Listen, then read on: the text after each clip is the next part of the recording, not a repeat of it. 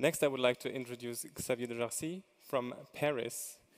He's a journalist working for Télérama magazine, and he has done some research on the position of Le Corbusier within and towards the fascist regime in France, which caused quite a debate in France. I don't think that much of his writing is available in German and not in English so far. So we are very excited to have him here and to speak on the notion of responsibility. Thank you. I didn't bring any visual presentation, but I think it's not necessary, since it's a matter of words. I am very touched that you have invited me to talk about responsibility. Of course, I will say a few words about Le Corbusier and his responsibility in the biological vision of the modern city.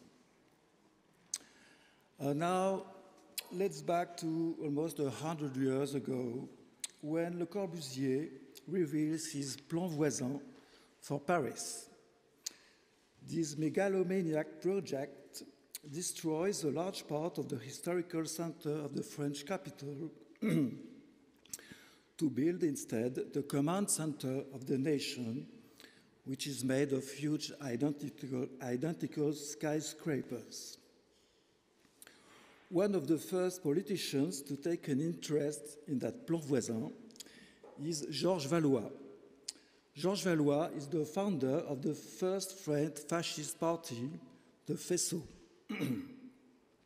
Valois quickly sees in this huge system of tower blocks and motorways the ideal model of the fascist city.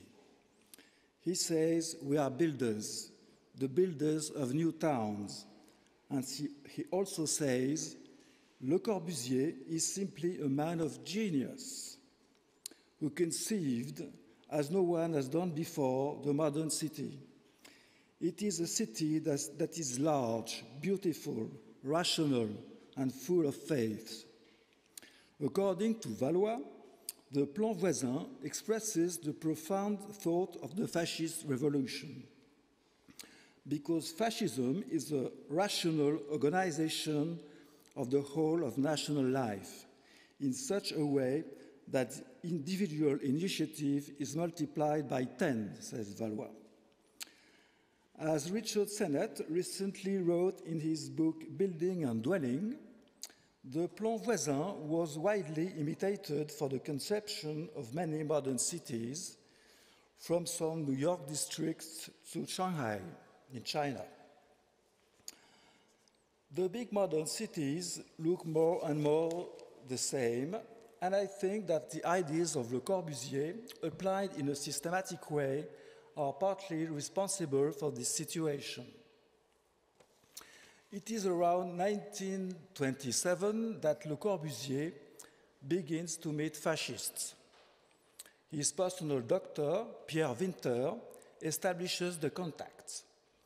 Dr. Winter is a very active fascist and a supporter of violence. In 1928, he participates in the founding of a new movement, the Revolutionary Fascist Party, and becomes his leader. We don't even have a photograph of him, so I can't show you his face. But we find the same man at the International Congresses of Modern Architecture in Athens in 1933 and in Paris 4 years later. It is incredible to note that a small neighborhood doctor and fascist activist was the medical expert of these congresses that founded modern architecture. It is Dr. Winter who introduces Le Corbusier to biology. It is partly under his influence that Le Corbusier professes a medical and biologizing vision of the city, conceived as a living organism, a living machine. In fact, Le Corbusier's designs are guided by evolutionism and social Darwinism. It is for this reason, I believe, that he is largely responsible for the disappearance of ornament in architecture. Like Adolf Loos, he thinks that decoration is good for primitive people and not for an evolved civilization.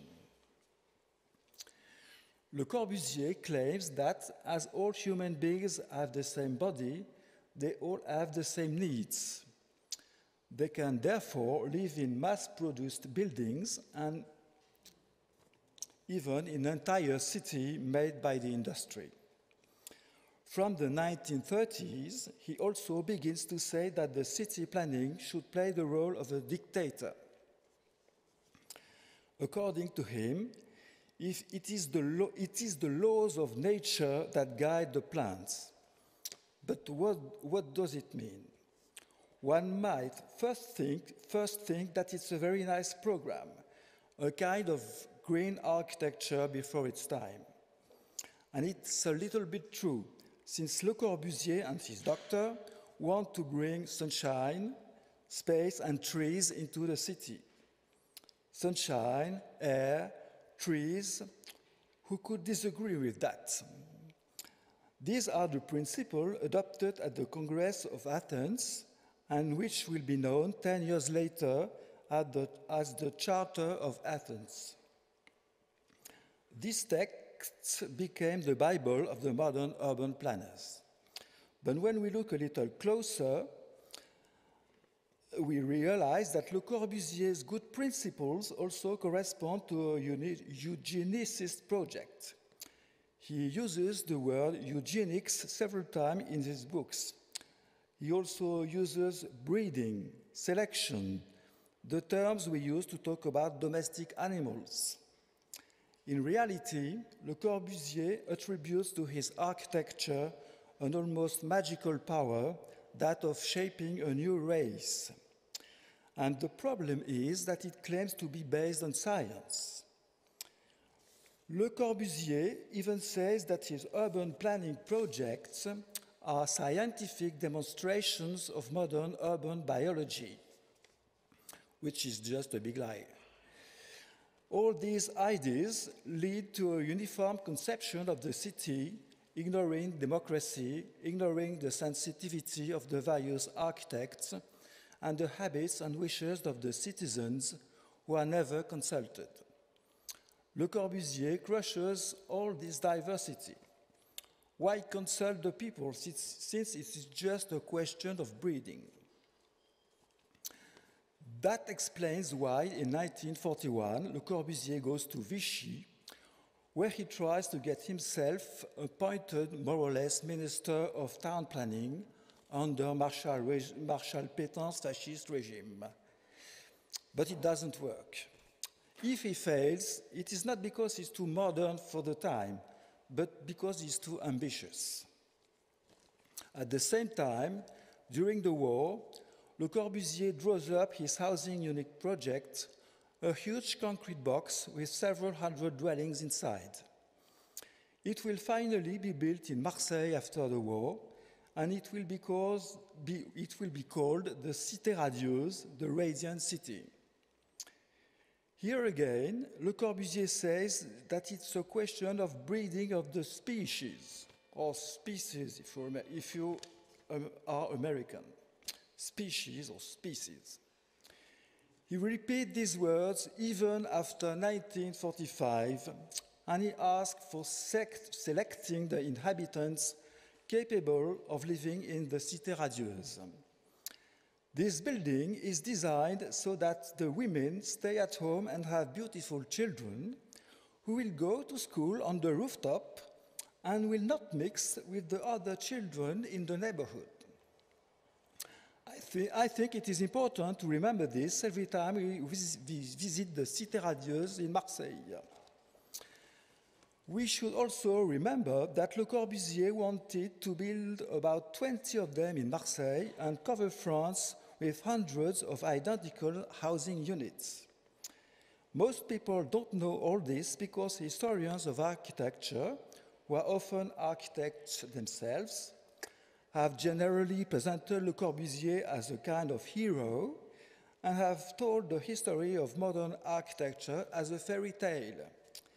I think today they have, and we have, the responsibility of telling the truth, even if it is difficult to accept. Thank you very much.